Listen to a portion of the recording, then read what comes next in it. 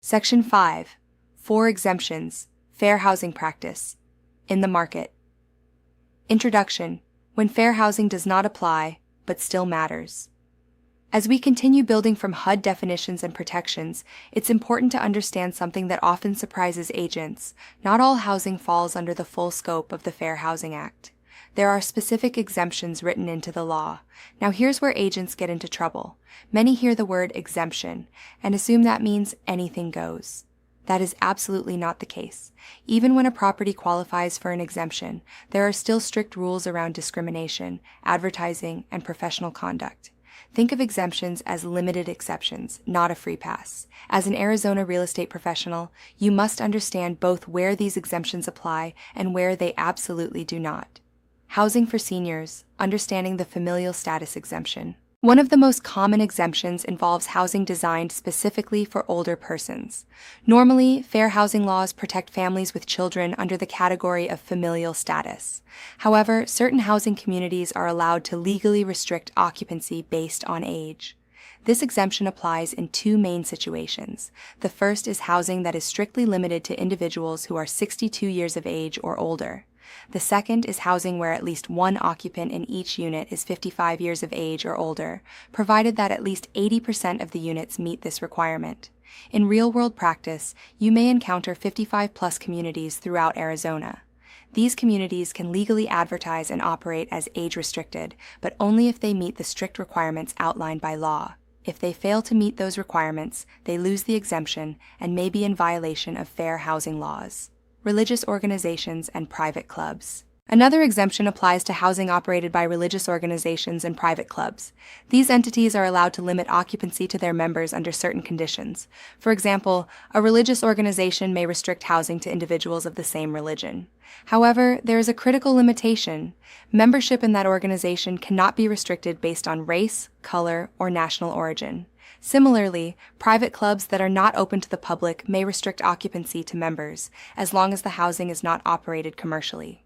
Even in these situations, the organization must still comply with protections related to race, color, and national origin. This means that even when exemptions apply, core civil rights protections remain in place.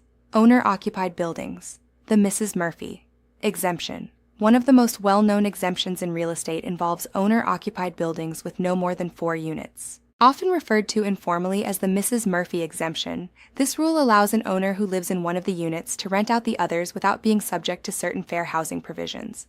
However, this exemption is extremely limited. It does not allow discriminatory advertising, and it does not override other federal or state laws that may apply. For example, if you as an agent are involved in the transaction, this exemption may no longer apply. This is why understanding your role in the transaction is critical. Single-family homes without a broker. Another exemption applies to the sale or rental of single-family homes under very specific conditions. For this exemption to apply, several requirements must be met. The homeowner cannot use a real estate agent or broker in the transaction. The owner cannot own more than 2 additional properties at the same time. The owner may not sell more than 1 home within a 2-year period. Additionally, any advertising used must not be discriminatory in any way. This is a key point for agents. The moment a licensed professional becomes involved in the transaction, this exemption is typically lost and full fair housing compliance is required.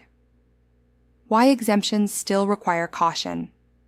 Even when a property qualifies for an exemption, the risk of violating fair housing laws is still very real. Courts and regulatory agencies will closely examine behavior, especially when discrimination is suspected. As highlighted in fair housing guidance, professionals cannot rely on ignorance or misunderstanding as a defense. The expectation is that licensees fully understand when exemptions apply and how to operate within those boundaries. This means that as an agent, your safest approach is always to follow full fair housing compliance standards, regardless of whether an exemption might apply.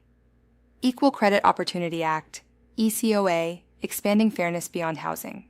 While the Fair Housing Act focuses on access to housing, the Equal Credit Opportunity Act, ECOA, extends these protections into the financing side of real estate.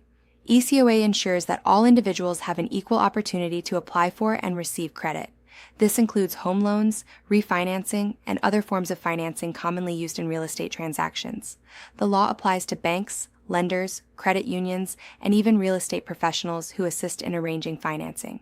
It prohibits discrimination based on factors such as race, religion, national origin, sex, marital status, or age.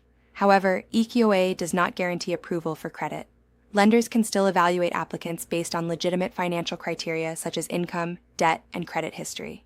The key is that these decisions must be based on objective financial qualifications, not bias. Connecting exemptions to your role as an agent. Understanding these exemptions helps you navigate complex situations, but it also reinforces an important principle: fair housing is the standard, not the exception.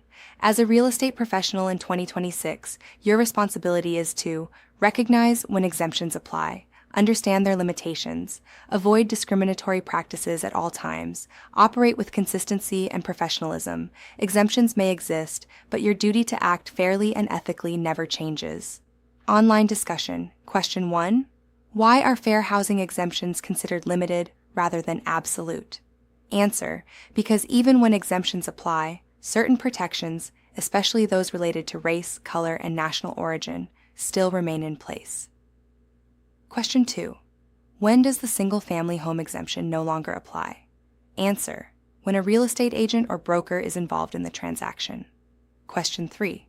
What is the purpose of the Equal Credit Opportunity Act? Answer: to ensure that all individuals have an equal opportunity to apply for and receive credit based on objective financial criteria.